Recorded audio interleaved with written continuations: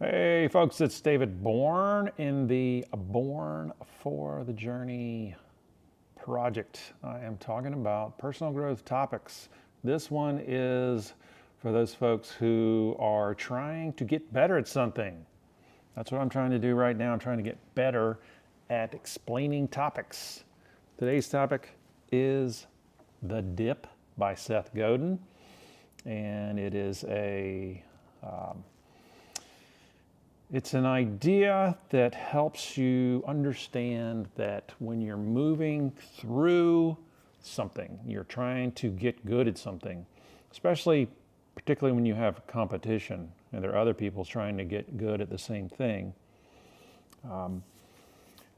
It's helpful to know when you're on the right track and when you're not on the right track. And it's helpful to know about this concept called the dip, which is a dip in energy, a dip in learning. You just feel like you're stuck. And it feels like it's not going anywhere because things are not changing. That is the dip. So let's say that you are, I'll just use me for an example. I'm trying to get videos out. And I keep trying things and I find some success. I find some not so success. We can call it failure. We can call it another attempt.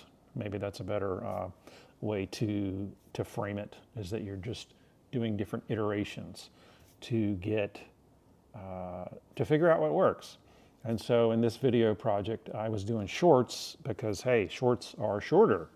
So it should be easier, right? Well, what I realized was I have too much to talk about in 3 minutes or less. And so what I thought I would do is I would talk about these concepts in a few more minutes than 3, maybe 5 to 10 minutes, and then distill it down to what I could say in a short. And so I know that I'm on the right track and I have not quit. Now, it's important to know that sometimes you should quit. Now, let me show you where I'm getting this information from. This is from a book that Seth wrote in 2007 called The Dip.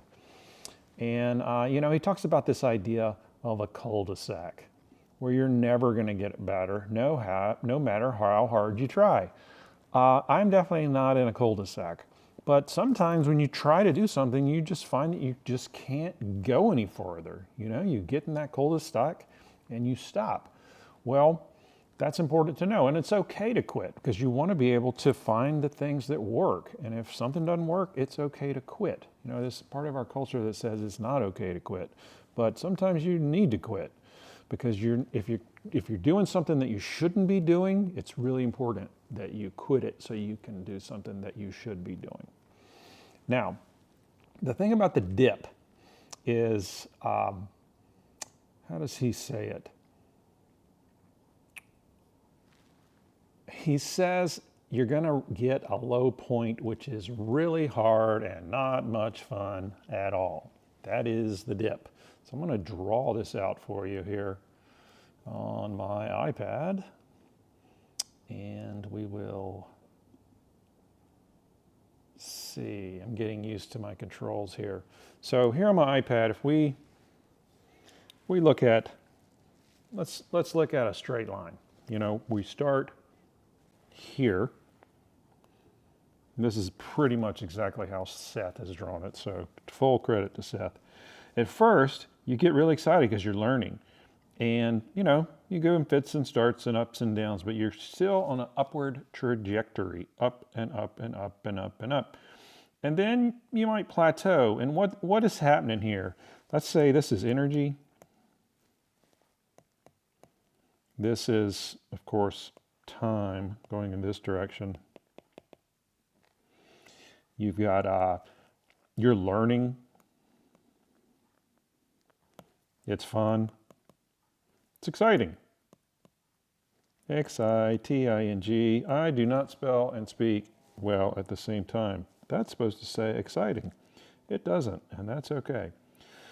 So you're going up and you're going up and you're going up, and then you might plateau, and you might go up a little bit, you might go down a little bit, but very very, very often it's in our human nature where the learning is not as exciting and the fun just starts to drop. And you may even get past that point where it's just no more fun anymore.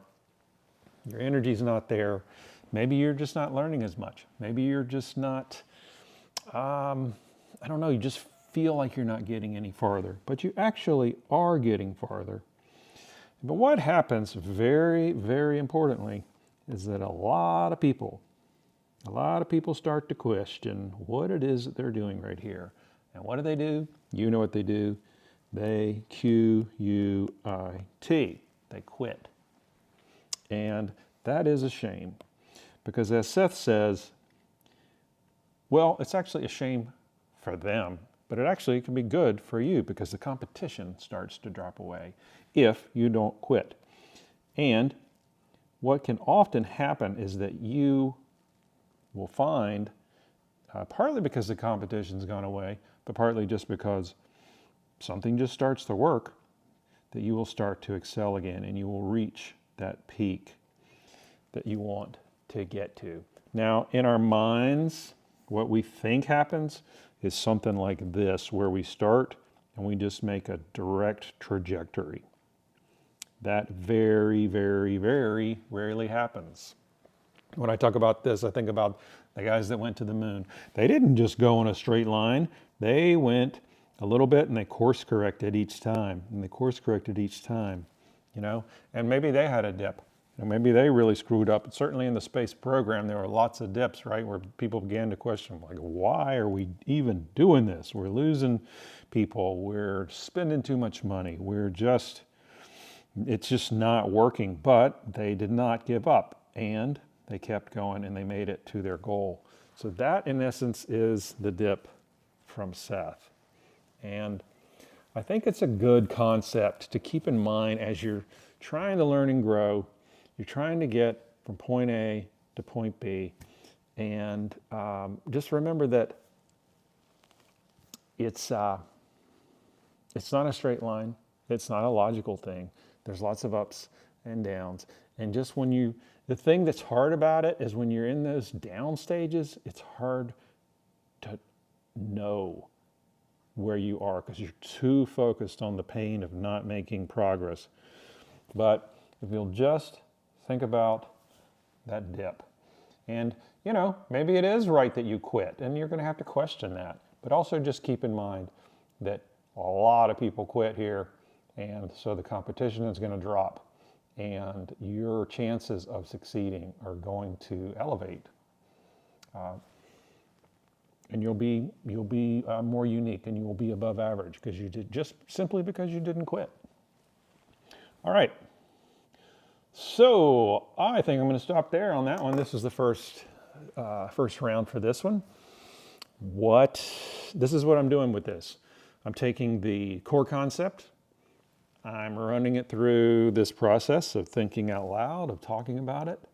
And then I'm going to summarize and say something about it that hopefully is the biggest takeaway. And I'll say the biggest takeaway for me is in this project, I've gone through lots of ups and downs. I know I'm on the right track, so I'm not going to quit. I'm going to iterate. I'm going to go and do more and more. Last time I talked and did a video, I talked about the gap, which is this idea from Ira Glass, where it's similar to this, where he says you just have to put yourself on a deadline and you just have to keep doing the work. I see a cycle in this, and I'm not going to talk about it in this project, but I see the cycle. I'll just briefly mention it, where whenever you start out here, you start in phase 1, you go to phase 2, you go to phase 3, and you go to phase 4.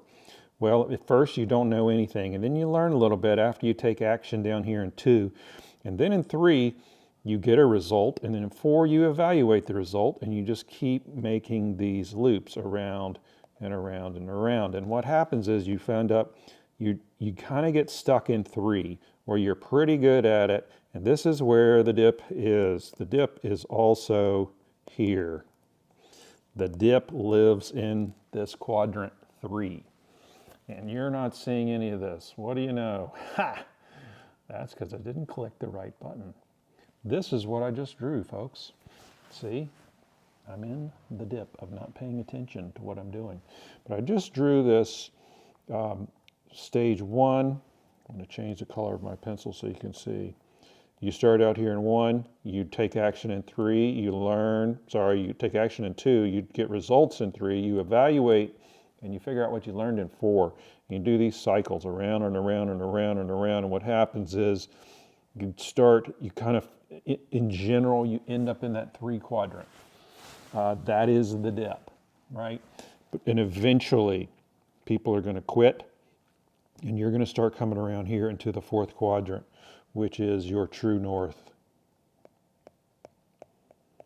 I'm going to talk more about that later in the next one, but for now, I'm David Bourne. This has been an issue of Bourne for the Journey, and I hope you got something out of that. I did.